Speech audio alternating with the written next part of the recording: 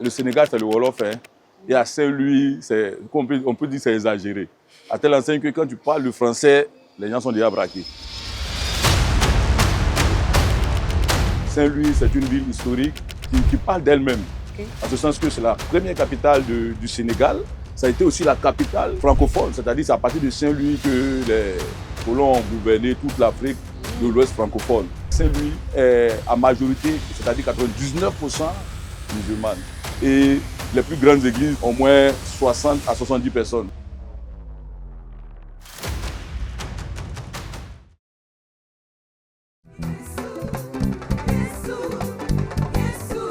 Donc je suis arrivé à Saint-Louis, l'atmosphère était chargée.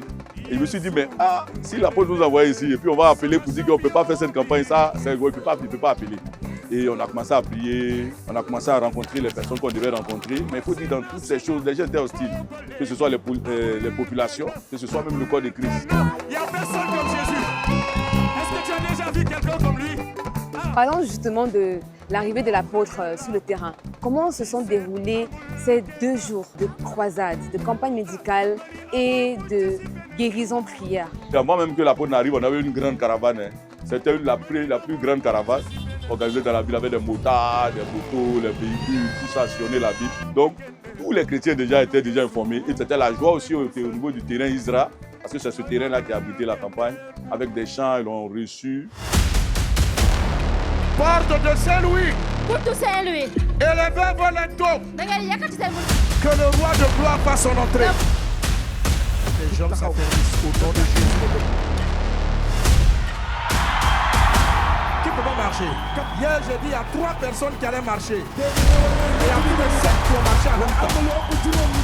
Et je vois la puissance de Dieu qui est dans la rangée. Et qui est en train de te guérir. Est-ce que tu es prêt?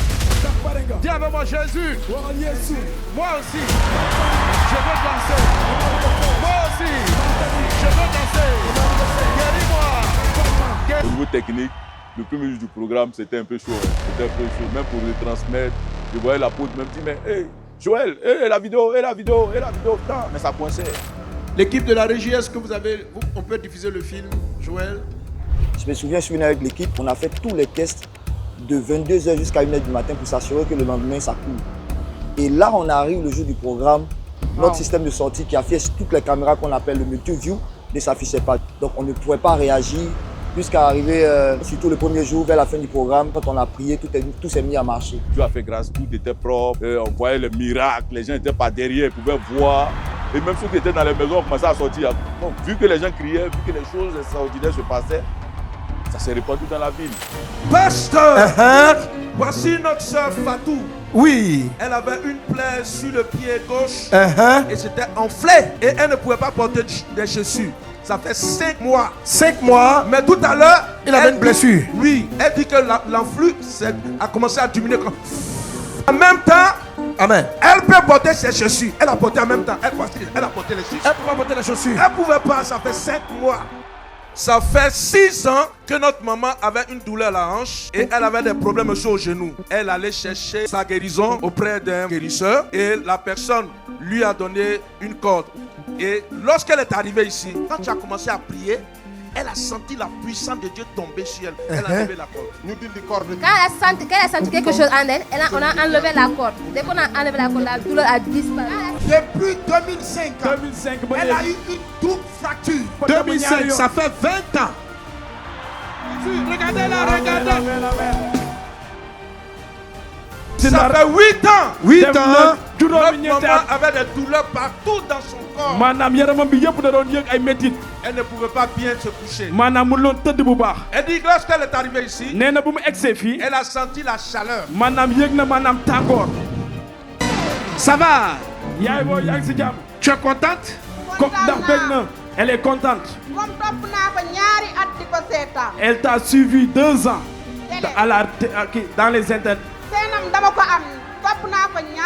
Il vous regarde durant 2 ans. Depuis 2 ans, elle me suit. 2 ans, elle vous suit. Les voitures sont venues. Elle habite à Bango. Elle a pris tout ce qu'elle vendait, elle a laissé là-bas. Elle savait quand elle sera en face de toi, elle recevra la guérison. 2 ans, elle continue à vous suivre. Elle se sent bien. Yang si jam. Métit bi dem na. Elle se sent en forme. Totalement en forme.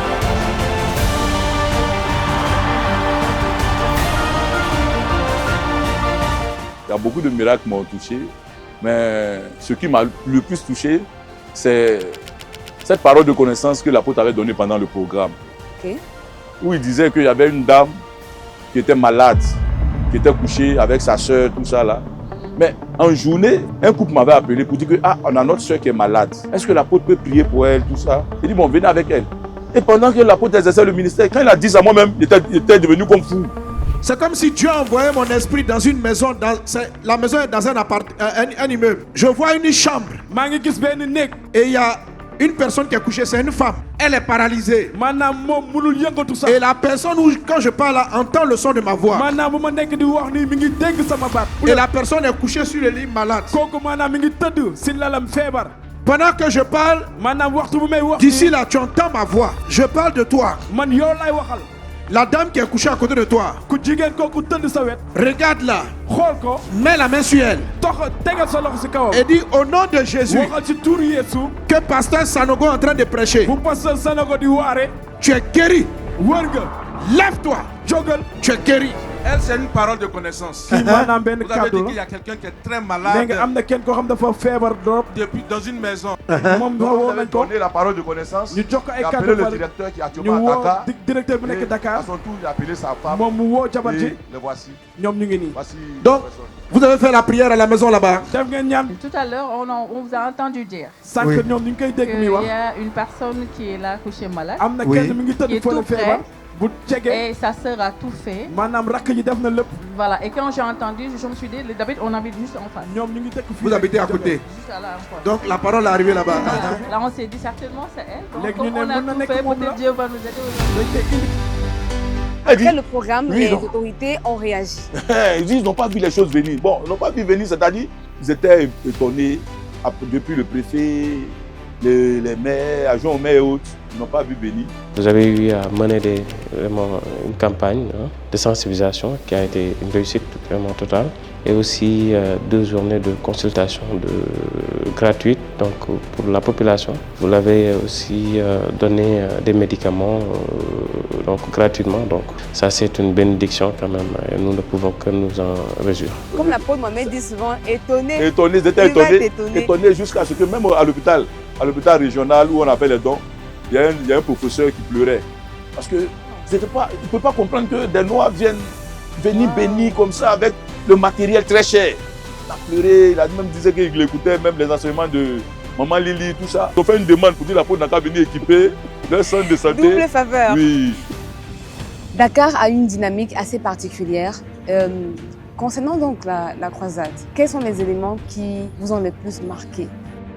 En termes de guérison, je dirais tout juste la dernière soirée, quand l'apôtre Mohamed détient la canne d'une personne qui est paralysée, et automatiquement le miracle se produit dans la vie de cette personne. Ça va ma soeur? Ton miracle a commencé, non? Tu veux rentrer sans béquille? Faut pas pleurer. Donc, donne-moi ta béquille là. Maintenant tu peux rentrer sans béquille. Que Dieu honore ta foi. Au nom de Jésus. Alors je vais commencer à prier. Quand je vais dire go, tu te lèves, tu marches. Okay? Maintenant, tu es prête? Tu vas marcher. Tes béquilles sont ici. On va faire comment? Merci Seigneur Jésus. Merci pour tes enfants. La puissance de Dieu est dans vos jambes. Dieu a fermé tes jambes. Au nom de Jésus. Je compte à 3, vous allez vous lever. 1, 2, 3, lève-toi. Au nom de Jésus, 1. À 3, tu vas marcher. Au nom de Jésus, 2. Au nom de Jésus, 3. Marche.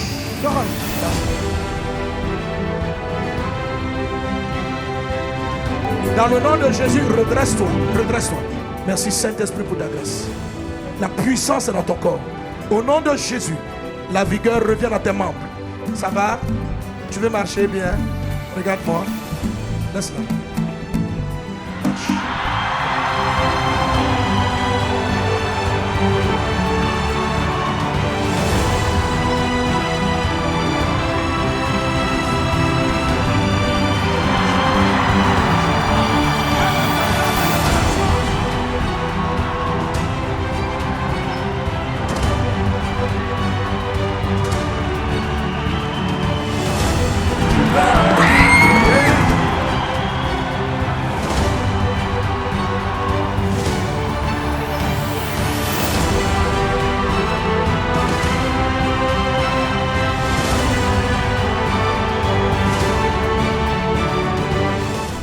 Quand je bloque vos béquilles ici, vous marchez. Hein?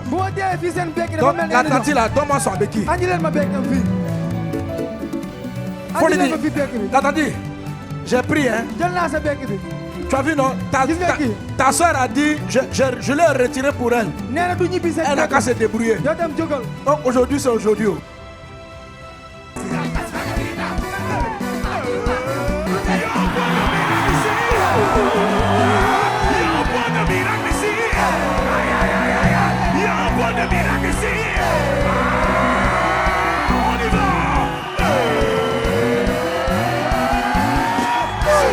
Amen. Amen. Quelle femme, tu as vu comment tu as eu la foi? Amen. Vous voyez, c'est comme ça qu'il faut faire. Il faut être déterminé. Ça fait combien de temps? Ça fait 4 ans, je crois. 4 ans? Que vous ne pouvez pas marcher? Mais ce soir, Jésus-Christ. J'aime ce bien parce que c'est en live, tu vois, on n'arrivait pas à marcher en même temps. Jésus fait des miracles à Dakar. Ça fait 1 an notre papa aussi était frappé d'AVC. C'est mon frère. C'est ton frère. Depuis 1 an, notre maman avait des problèmes aux genoux. Ici, il y a eu un groupe d'intercesseurs qui intercédait 24 heures sur 24 pendant 1 mois. Et il y a l'un des pasteurs qui est le responsable de l'intercession locale qui a dit qu'il avait vu une pluie descendre et Dieu lui a dit c'est une pluie d'onction qui vient bénir le Sénégal. Vous qui avez des problèmes pour marcher, levez la main, je vais voir.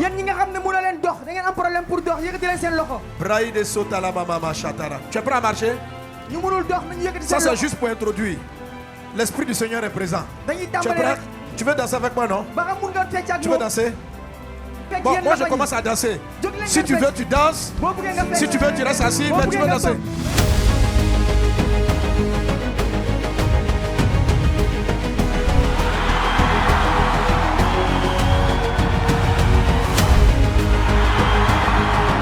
Amen. Amen. Ça commence à aller. Ça va aller. Amen. Attends, on va recueillir son témoignage. Qui voulait témoigner? Elle dit qu'elle avait des soucis de genoux depuis 3 ans. 3 ans. C'est pour ça que je rampais en venant pour rendre grâce à Dieu. Je ne pouvais pas m'agenouiller en prière. Tu ne peux pas t'agenouiller en prière. Non. Mais on va s'agenouiller devant Jésus.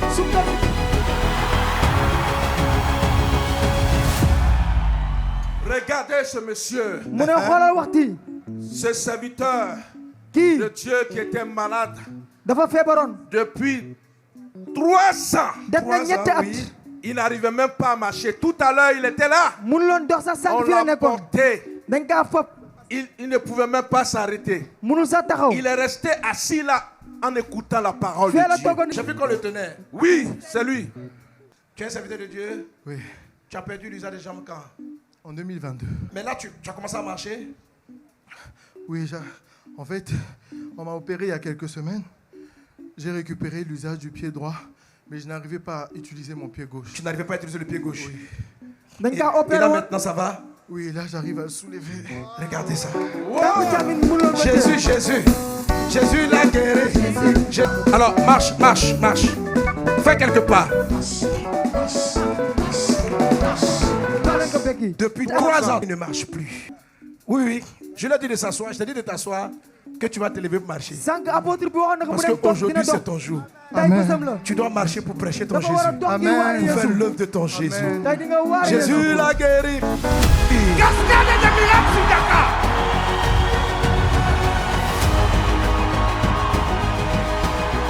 Ça fait 24 ans, Bayré s'est fait injecter et après l'injection, son pied est penché comme ça. En fait, je ne croyais pas. Mais j'arrivais à écarter, en fait, à étendre tout. Tant qu'il commence à t'aller, tu arrives à étendre. Exactement. Tant qu'il commence à t'aller. C'est faux. C'est une blague. C'est une blague. Et ton pied s'est redressé. Et là, ça tire ici. Comment? Ça tire parce que je ne pouvais pas, en fait, je ne peux pas tendre la jambe comme ça. Ma fille, ton miracle va terminer. Tu as pu redresser la plante, mais Dieu n'a pas fini. La grâce est sur toi. Amen. Quelle que soit ton histoire, quel que soit ton passé, le Dieu de ma Bible, Jésus de Nazareth, ce n'est pas quelqu'un qui vient exploiter les hommes. C'est quelqu'un qui donne sa vie pour les autres. Dieu t'aime. Il a donné Jésus pour que tu sois. Alors ce soir, je te pose la question. Qui veut recevoir Jésus dans sa vie?